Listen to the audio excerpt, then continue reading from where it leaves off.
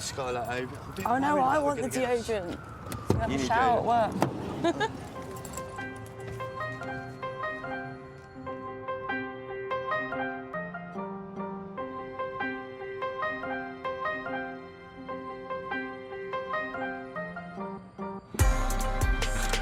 Welcome to van life. Oh, shut up.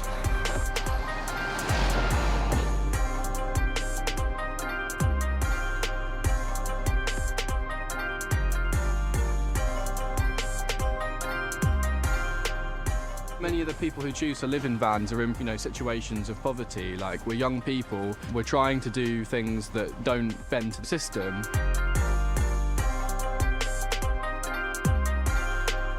I couldn't really afford to travel and keep the house.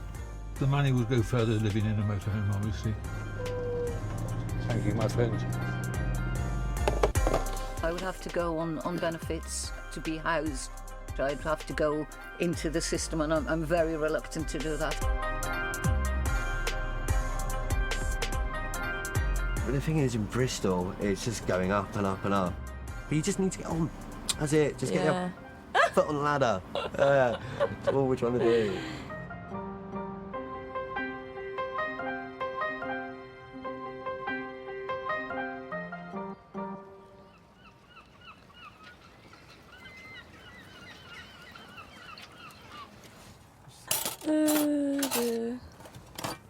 I should have done this last night, really.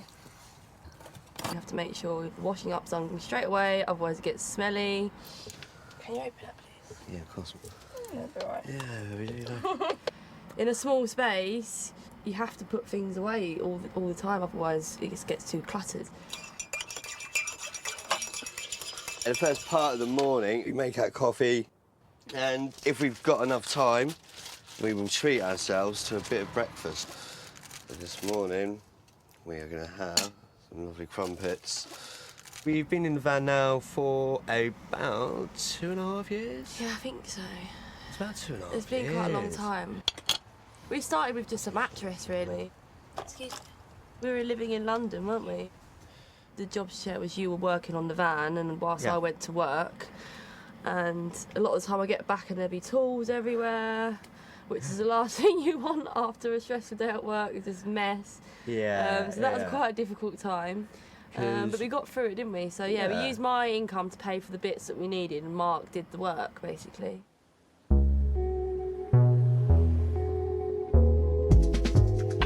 Every piece of furniture in this van has 2 functions, if not 3. So this bench I'm sat upon at the moment, this contains all the water system. So we've got like an 80-litre water tank. We usually fill up our water when we go for a shower sometimes at the service station, so it's 2 birds with 1 stone. There's showers at work as well that we can use, and also gym membership. When we got back from the supermarket last night, we were talking to another fellow vanner, and he noticed by the end of our conversation this had gone completely flat.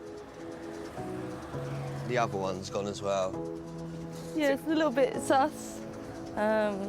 Both tyres have gone. I don't know, I like to think we just maybe ran over a bottle and then, or like some glass. We're both teaching assistants, we work with autistic children, and we don't get paid an awful lot of money. Rents in Bristol for a 1-bedroom flat, so not even talking about family size yet, we're looking around 800. I take home, after tax, national insurance, etc., I take home £1,100.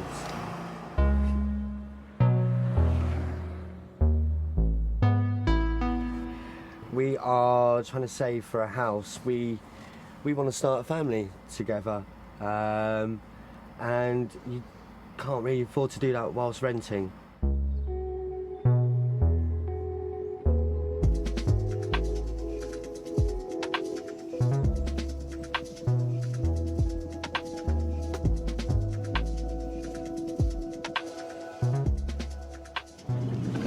Leave the skylight open. Oh no, I want the deodorant. I'm gonna have a shower at work. This is our last day of term. Very much looking forward to the summer holidays. Sorry, I'm just checking my solar before we leave. It's one of the things we have to check every single day, is our batteries.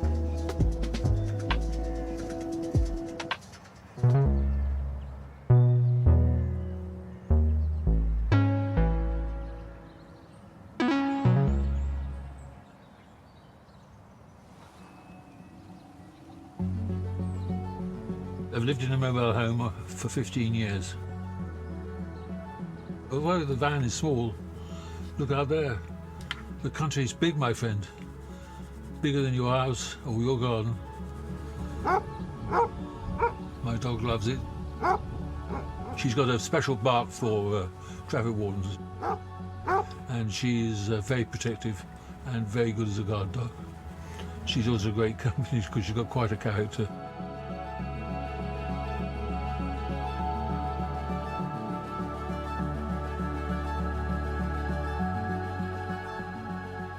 My wife and myself lived in a 6-bedroom house in Dover, and I found life very boring. So we decided that I would show her Europe and the UK, and the only way to do that is on a mobile home. So we bought the mobile home.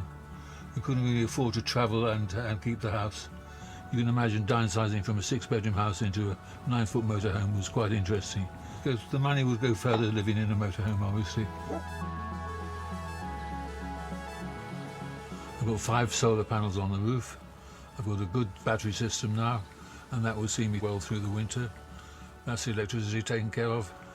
Gas, I go and get LPG, 48-litre bottles.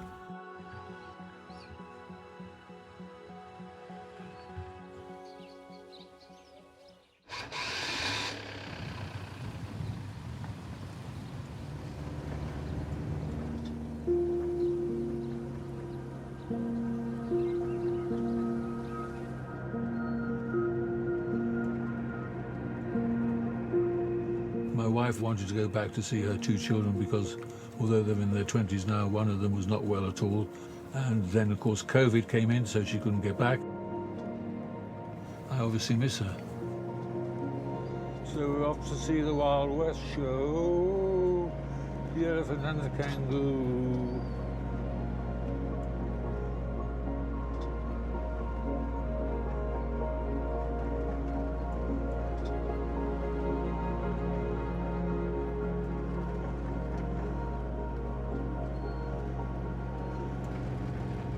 We've arrived.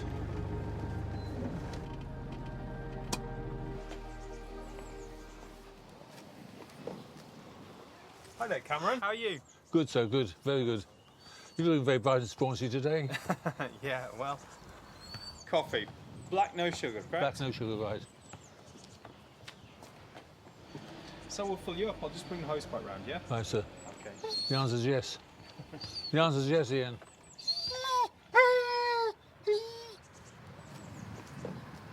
It's okay, we got it. Go. Right, we'll have that filled up in a minute. My wife actually found out about Cameron's position. Somebody said he needed some fresh water, and we were more than happy to supply it to him. But the best way to do it is just to wait until it overflows. The level indicator tells you when it's sort of 95% full, not 100% full. I can understand why people would live in the vans. What with rental prices, if there's no highway law to say that you can't park there, then people have the right to park there as long as they pay their road tax. So if they're living in the caravans or the camper vans, then no harm, no foul as far as I'm concerned.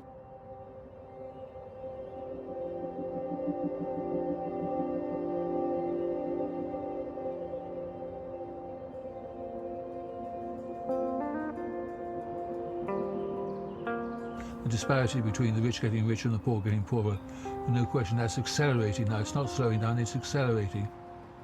Electricity gets more expensive, water gets more expensive, rates get more expensive. Does the income catch up with that? No, it doesn't. So I'm sorry for the people who complain and say, oh, well, why are these people opting out of the system and not living in a house and paying all this money? But your own fault in the first place.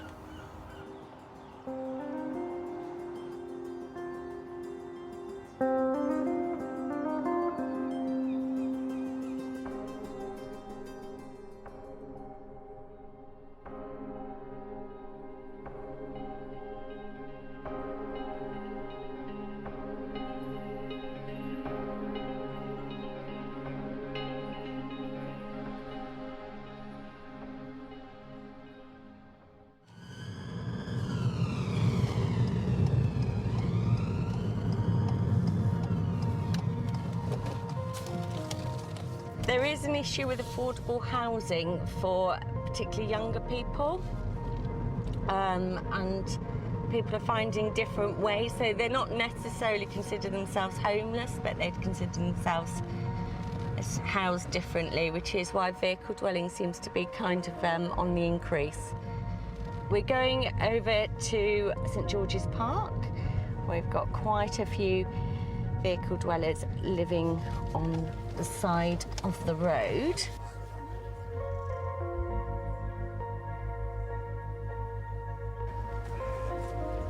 I used to live in a forged transit, so I was kind of like, couldn't stand up straight and had a bed and just a kind of kitchen unit. So this is going to be amazing to have like a big table here for doing like art and work.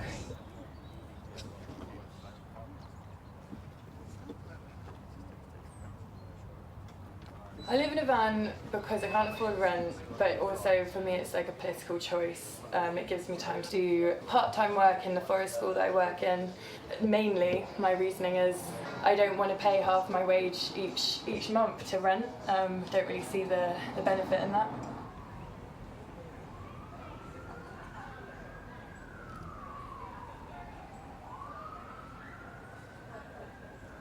You used to be able to look across the park and it used to be really nice to see, but now you can't see nothing but vans. That big red van out there, it's no, it's just an eyesore. Women down here nearly got run over, didn't they? Yeah. Yeah, because you've got to go in the middle of the road to see what's coming so you can pass. Noise? Oh, don't go there. Like the other night with the music going until 4 or 5 o'clock in the morning. Yeah, and it's not just the noise, it's the constant chatter.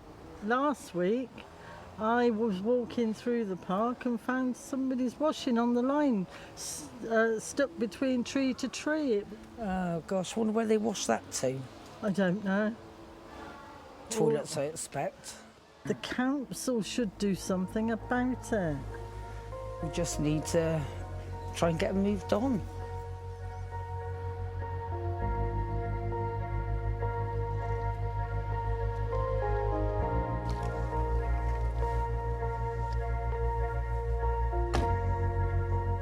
We've got lots of housing and we've got a very popular park.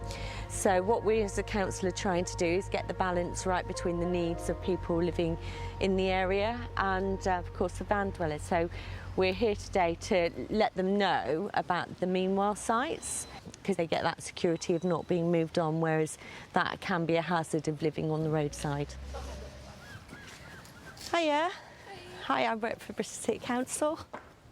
Has any vehicle dweller you've ever spoken to expressed a desire for these meanwhile sites? I know there have been plenty of surveys that I myself have filled in that said that we do not want council-run sites, that say we want community-run sites by the people who live in the vehicles. All the council will be knocking on your door if you stay here when you move to a meanwhile site, and that's actually not what we want. What I said is that you don't have the threat of being potentially moved on if you're on a meanwhile site, and we don't force people to be on any of those sites. A meanwhile site would work in the same way as any other campsite in that there are rules, but there is a charge to be on that site to actually cover the cost of those sites. Do you understand that many of the people who choose to live in vans are in situations of poverty? Like, we're young people, we're trying to do things that don't bend to the capitalist system, and in doing so we don't have much means. £25. It's £25 a week. A week. Yeah. That's £100 a month. And you're not offering a house. And you're still expecting to charge a rent from us. We're just trying to live and we don't want to pay you. On land that, as you said, is currently not being used by the council, so there can't be that much of an expense to you. Like, I don't want to be in a meanwhile site. I'm very happy, like, living in a park where I live with the community of residents and neighbours.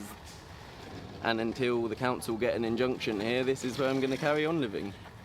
The discussion we've just had there kind of goes along the lines of what I would expect. One of the things that we will do, taking forward from that conversation, is having more ownership, more community ownership in the process and designing meanwhile sites in the future.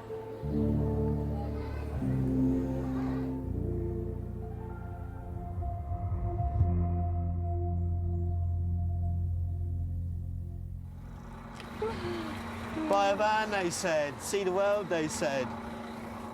I've got it on. Can you pass me the 6 bolts from the back? When we took the tyres off, I noticed that the inner tread on the front ones had gone, which means we've actually got an underlying problem on the suspension. Lovely. Has that gone on all right? Yeah, I'm just doing the last one. We were really lucky.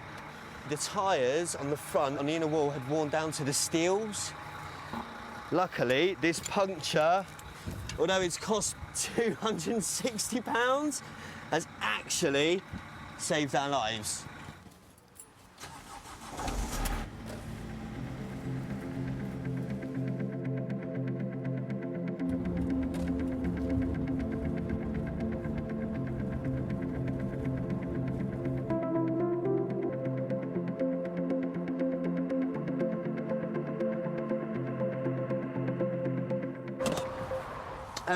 Lidl's is amazing. We spend about £20 to £30 probably every 10 days to 2 weeks, and that's all like your little essentials. We do 2 different shops. We go to Lidl for our bulk, but for meats and treats we tend to go to Waitrose. We don't really eat much meat, but when we do, we make sure it gets used. So the chicken we make, I make stir fry, have sandwiches with it. And I'll make a stock and make a nice risotto out of it. So a £2 chicken, we'll get 3 meals out of that, and like a nice lunch as well. Because we are doing this to save money, so it's just everywhere. You just like you just save those pennies.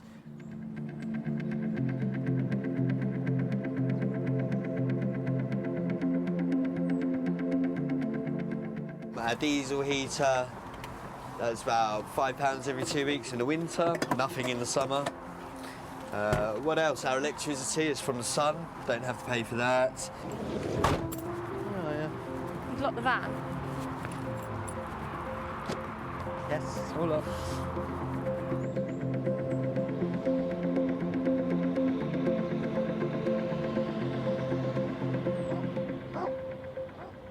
I'm Millie, and I've lived in my van for nearly 2 years now. The best bit about my van is being mobile.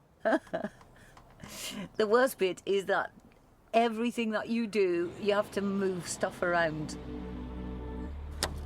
So this is my little shower platform.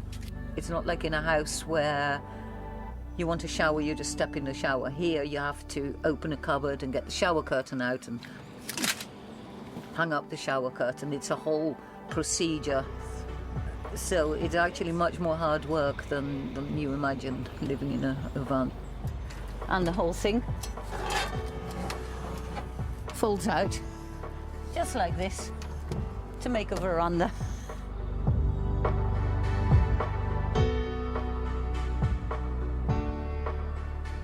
I live in my van because there's nowhere else for me to live.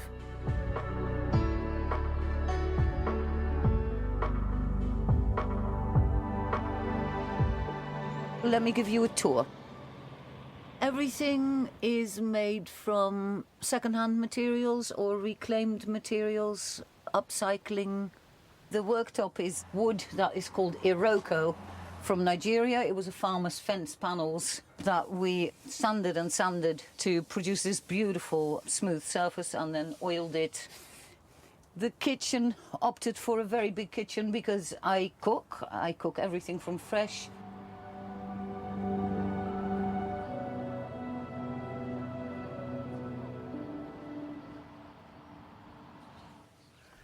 I've quite happily lived, well, actually without income for 7 years. So no formal income, no benefits, no nothing. I would have to go on benefits to be housed. I'd have to go into the system, and I'm very reluctant to do that. I have emphysema, which is one of the illnesses under chronic obstructive pulmonary disorder, so it's a lung condition. I'm not easily unnerved, but having a respiratory attack is really scary. It's a choking sensation. It makes you panic, and panicking itself makes you not breathe well. So, I cope with it. My bus runs on vegetable oil, which keeps me away from the fossil fuels. It burns cleaner, and when I reverse, I don't drive into my own nasty exhaust fumes, so it's better for my lungs. I've got room for some more vegetable oil, which will free up some storage space until I need to buy fresh oil. The bus smells of chip fat. Well, you know, people notice this, so it was like, whoa, that's an unusual smell. You have literally a trolley with, 40 times 3 litres of vegetable oil, and people go, whoa, have you got a restaurant or something? And I go, no, it's my fuel. And they go, it's what? And then I point at my bus in the car park, and, and it gets conversations going, and it's nice. And it's nice explaining to people why you do this. So now I'm at 32 litres exactly. That's beautiful.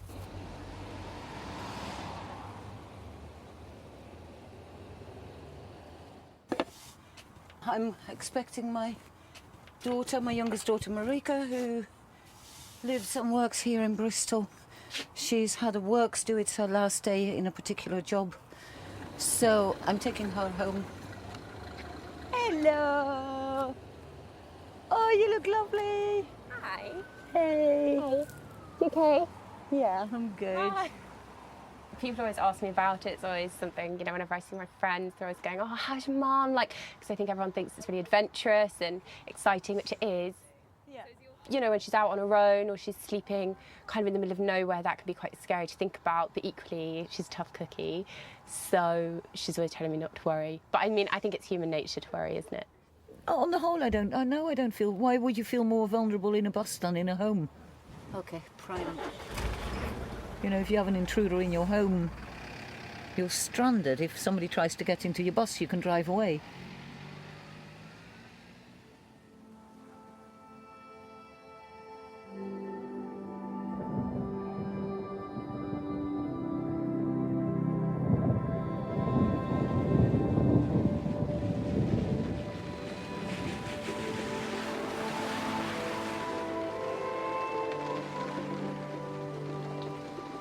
Better. Oh, that's the roof with the rain. I like it when the wind gets up and the motorhome really shakes, I tell you. Chicken tikka masala with fragrant pilau rice. Pop it in the oven and be ready in 30 minutes. That's it, Bob, your uncle. A curry. Not bad. Not bad at all. Cheers, Cabernet Sauvignon. It's a very nice wine. I must say Chile produces some very good wines now. I've been on this street for 2.5 years. I do need to stay near hospitals because I have prostate cancer, but it's in remission. The GP, when I went to see him, he said, well, why have you got this tremor in this hand? And I said, I don't know, I've had it for 5 years. He said, we think that you have Parkinson's. If it's Parkinson's, it's a very curious Parkinson's. It's been the same for 5-7 years.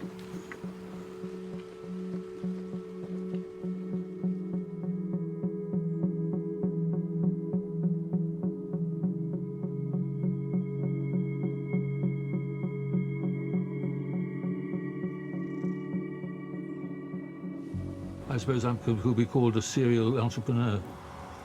Batteries are going to be a big part of our life in the future. It's quite busy today, isn't it? There's a lot of vans about. Dave Turton, who's a good friend now, and myself decided to start this company. And he puts it simply, he said, well, a lead-acid battery came and you can recharge it 300 times. So if you're in a motorhome, it lasts maybe a year and a half at the most. A lithium battery you can recharge 3,000 times. So you get much longer life, 10 times faster to charge.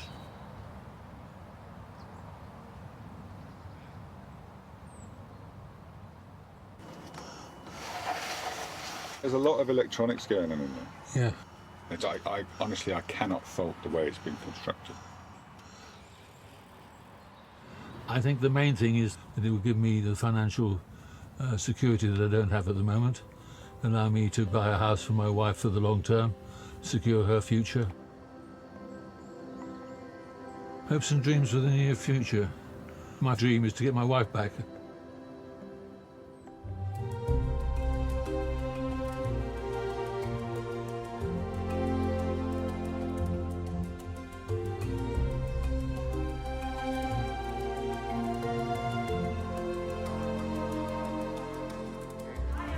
Hi, I'm Simon. How can I help? Yeah, hi, name's Mark and Sarah. We just wanted to pick your brains really about house prices in the local area. Okay. We've still got to get our university out of the way, haven't we? Got to get university out of the way. But we want to live in a good area because of schools, because that's the whole leading point. But I guess what we'll do, we'll buy, just want to get on. So even if it's a studio flat, we're on the housing market. That's what's bumped the price up. A lot of Londoners love it there because it's like Brixton, it's multicultural. Yeah. This really is just getting an idea of the market and trying to pick an expert's brains, really, so we can get... I appreciate the markets might change in a year or so, but you've got that regional knowledge that we don't. I mean, I can have a quick look for you now, possibly at Southfield, and see it's going to be probably a little bit out of your budget, but the odd house will pop up. I've got the flat in St Michael's Hill. That's just gone. We just had a price realignment. That was on for 220, and it's come down for 210. It's got access to a communal garden. I do think having an outside space is important because I think going from a van to being in a flat with no. No, but my thing is, can we afford it? A garden, to me, at this stage of our life, without children, is a luxury. It's low maintenance. There's lots of options there. Sounds promising as well, doesn't it? Nice. Take care. Cheers. Take care. Thanks. Bye. It was really reassuring. We've been doing this for 2-3 years now, and it's stressful at times, like especially in the winter. It's been really hard, and that just made it feel like it was all worth it. No, yeah, it's really exciting, isn't it? Like the options that are available to us.